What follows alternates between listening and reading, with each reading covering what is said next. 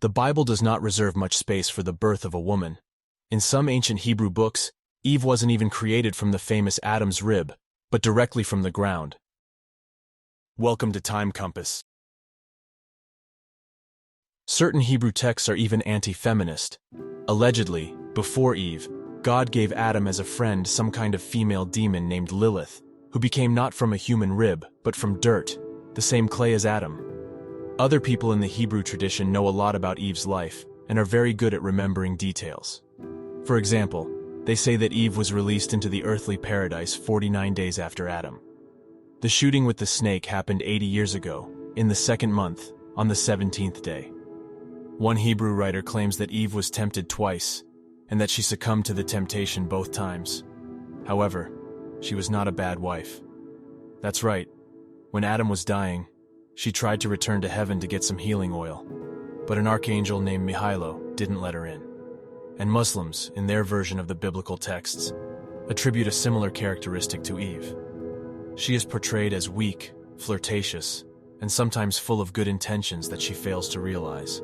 And she is particularly vain and deceitful. If humanity is in trouble, the lesson of all those legends is guilt. After all, a few thousand years after Eve, the French invented the formula, cherchez la femme, a phrase that literally means, look for the woman. It suggests that if you want to find the root of a problem or the cause of a particular situation, you should investigate the actions or influence of a woman who may be involved, whether she is responsible or not. How does a man become a boss?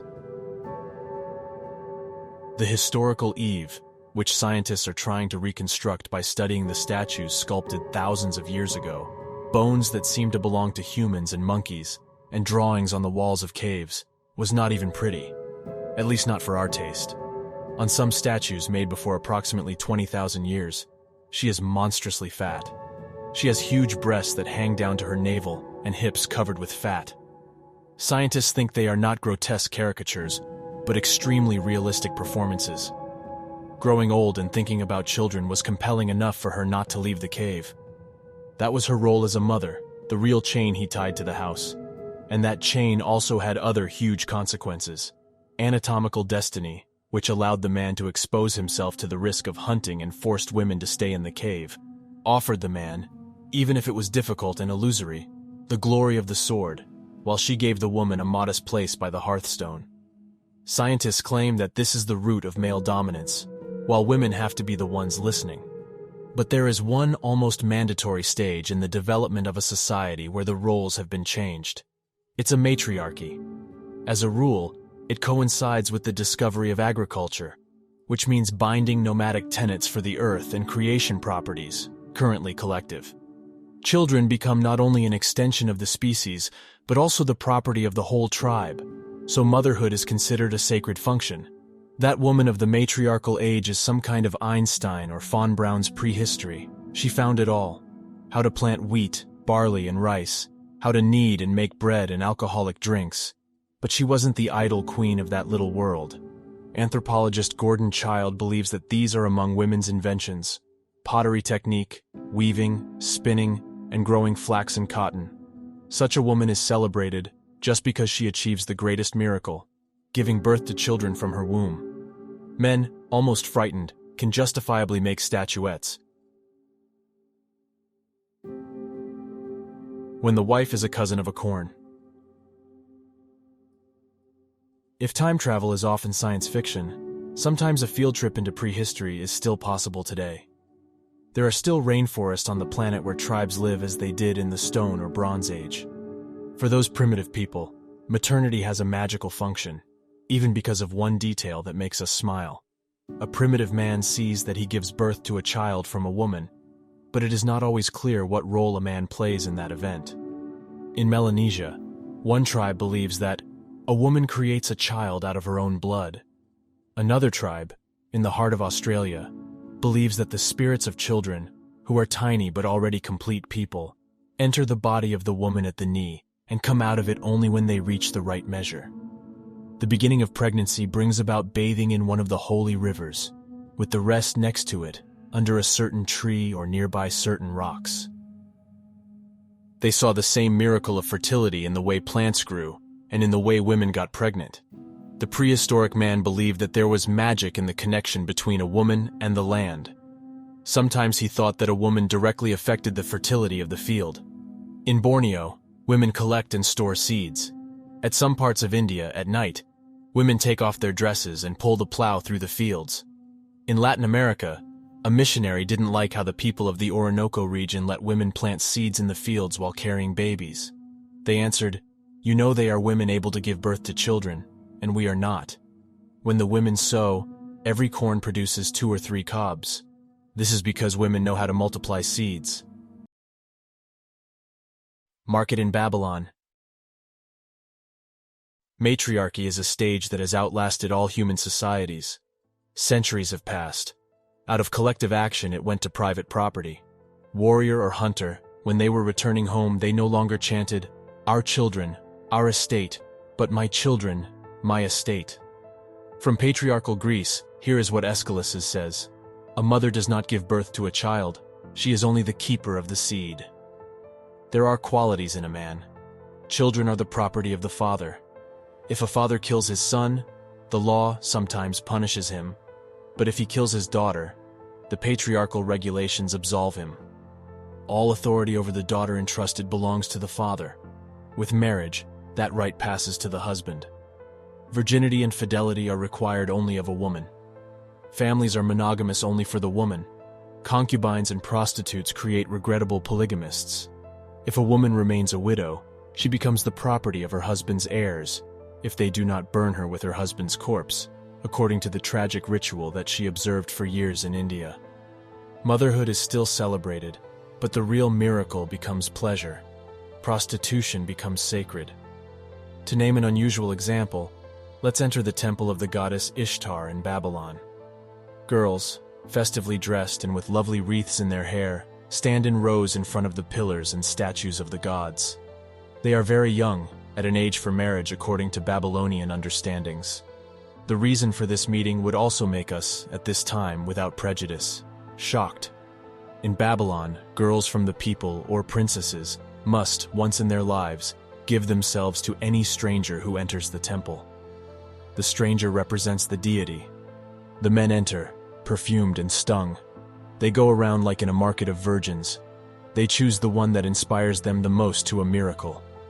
Of course, the ugliest remain last in the temple, intended for those who are too late. And to the sacred prostitution, they must add the shame of being publicly declared ugly. The beauty of a woman's body was praised by Greek and Roman sculptors, but many philosophers thought women were boys. In any case, they were anti-feminists. This is a mini anthology of what famous Greeks and Romans thought about their girlfriends. Hesiod writes, "You trust a thief when you trust a woman." Pericles says, "The best woman is the one who is not spoken of." Simonides of Amorgos says, "Women are the greatest evil God ever created. If they sometimes seem useful, they soon change into trouble for their masters." For Hipponax, "There are but 2 days in life when your wife brings you joy, her wedding day and her funeral." Did you know that the Roman monarchy ended in one great tragedy? In 509 BC, Tarquinius O'Holy, the son of the last Roman king, raped the chaste Lucretia, the wife of the warrior Collatinus. Lucretia confesses everything to her husband, wife, friends, and relatives tomorrow. She demanded revenge and killed herself with a knife hidden in her dress. Blood turns a successful marriage and the Roman monarchy into tragedies. Collatino and his friends swear to destroy Tarquinius' seed. From today, Rome has no king. But even that republic, born from the sacrifice of one woman, is a symbol of patriarchy. By law, Roman women were minor. Under Republican law, a woman was considered to be a perpetual minor. This meant that from the time she was born until she died, she had to obey the rules of her guardian. Female figures that literature provided as an example, of the Lucretia type, had a common trait: complete submission to men, and in the country they belonged to, men ruled again. If women were integrated into that system, there seemed to be more freedom for Greek women and women of the East. It was not content in the women's quarters.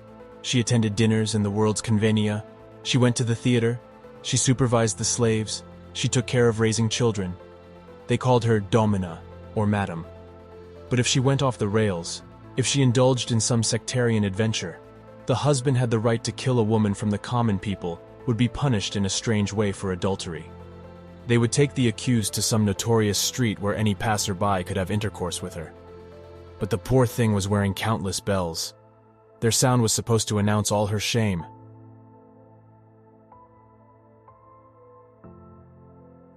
The main duty of the matron was strictness. Cato managed to expel from the Senate a Roman who kissed a woman in the presence of his daughter. After the end of the Second War against Carthage, it was decided to cancel the law that prohibited luxury. Cato, the ultras of anti-feminism, fought to keep the law and even signed an order that stipulated that women's ornaments should be expensive and taxed. Women's manifestations stopped this Cato's initiative, and it is, as far as is known, the first historical rebellion of women. In the last decades of the Republic and Empire, women's position was changing. Tutoring has been abandoned. It was a recognized form of dowry. At any moment, a woman could request that her husband return that amount. Plautus complained that a man, by accepting a dowry, sold his own power. Under Marcus Aurelius, it was established that even a daughter can inherit like a brother. The state stimulated marriages and procreation. If some women didn't marry, they wouldn't be able to carry jewelry in a carrier for up to 45 years. There were widow taxes if he did not remarry just 2 years after her husband's death. Politics called for marriage but liberalized divorce.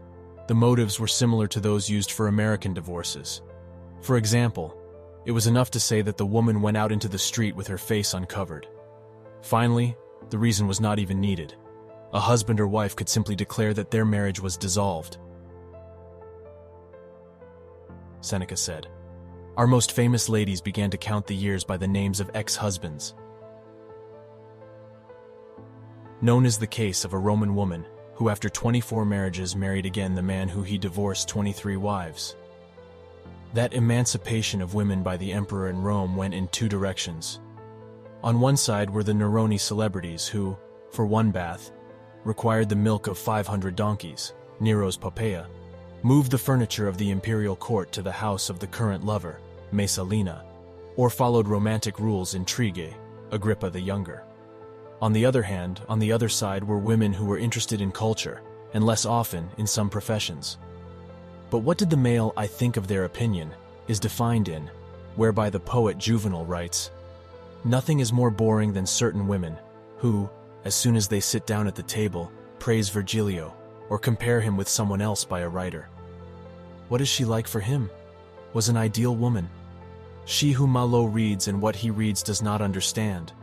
It was a half-hearted emancipation. It had no political consequences, and it remained in any case the privilege of the upper class. The characteristic of the ordinary Roman woman remains resignation. The writer Simone de Beauvoir noticed that when they were excavating and bringing to light the ash sculptures of the buried Pompeians, figures frozen in death in an attitude of rebellion or flight, and figures bent, accustomed to resignation, were seen. The first were men from Pompeii, others are women.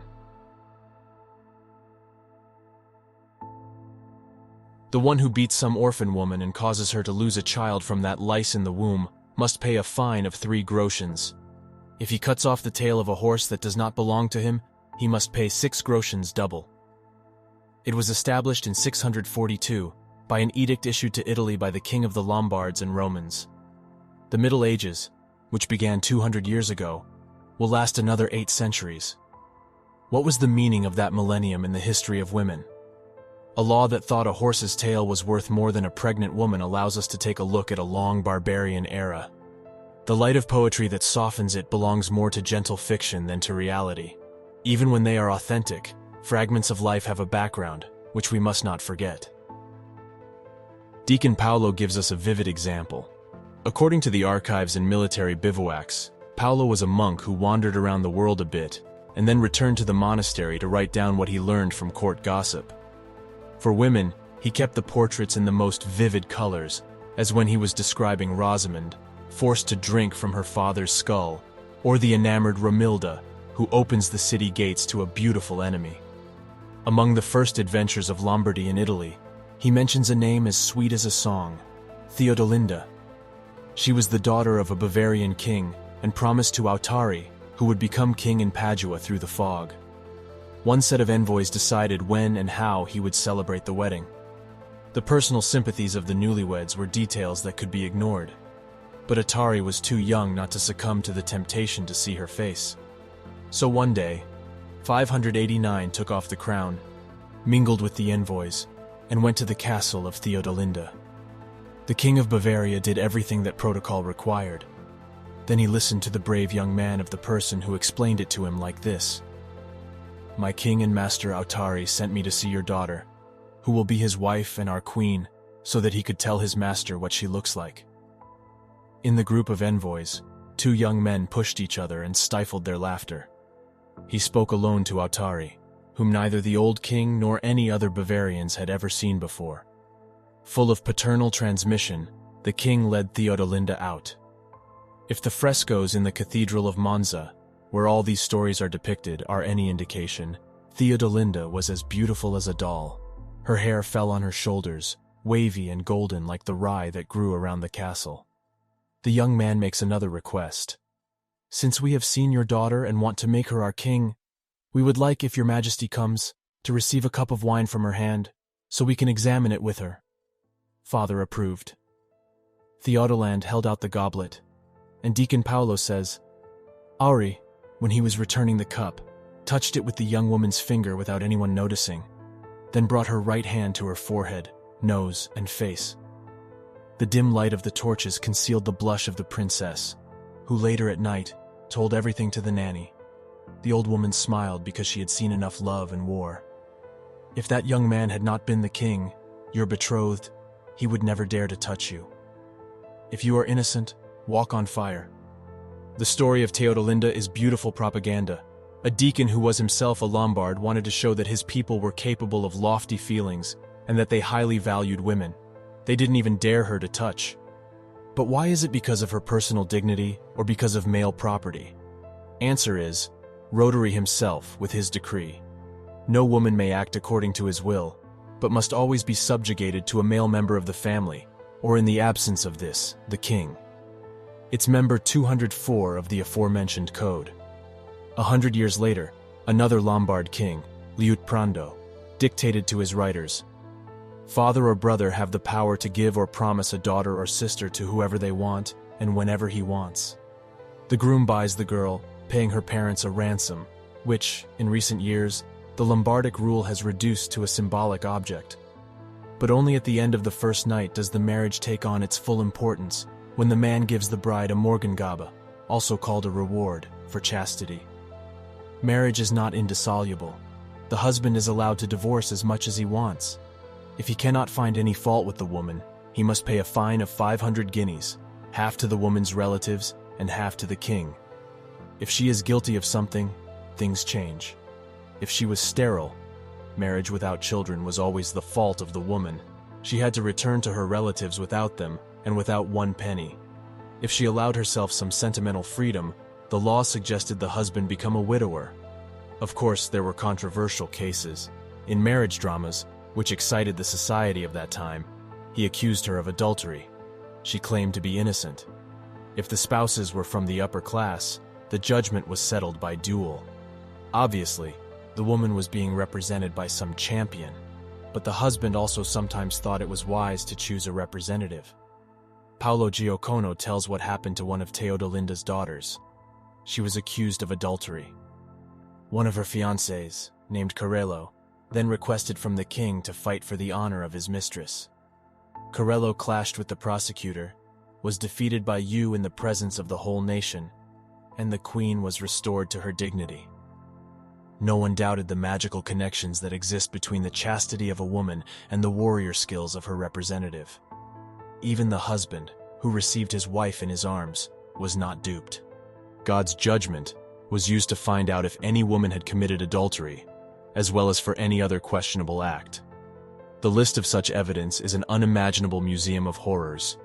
Here are some examples: stepping on hot coals, dipping your hand into a cauldron of boiling water, throwing a suspect into the river with his right hand tied to the left foot and with the left hand to the right foot.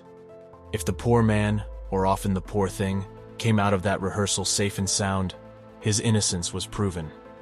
We have no doubt that there were far more perpetrators than innocents. Were they possible? Judicial errors in such processes are entrusted to God's will. Yes, a medieval man believed that it was possible to deceive justice if he was the one entering God's test with the help of magical forces. That's why before such showings, the priest checked the clothes. End of first part. Thank you for tuning in to Time Compass. We hope you found our videos informative and entertaining. If you enjoyed our content, don't forget to hit that like button and subscribe to our channel for more fascinating insights into history, science, and culture. See you in the next video!